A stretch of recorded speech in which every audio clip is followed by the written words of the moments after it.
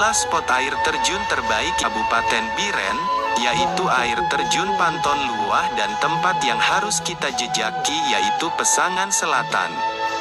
Jauh di pedalaman Pesangan Selatan terdapat sebuah air terjun yang sangat indah yang diberi nama air terjun Panton Luah.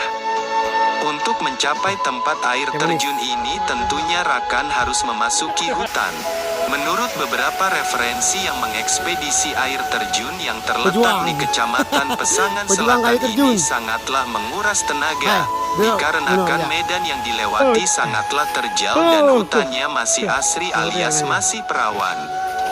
Jalan yang dilalui adalah hutan belantara sambil menuruni jurang.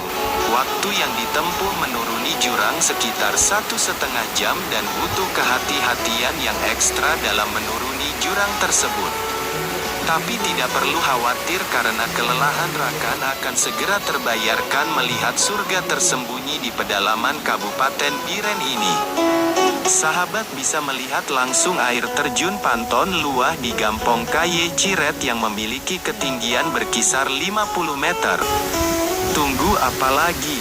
Ayo ke Biren, saudaraku yang baik-baik semuanya.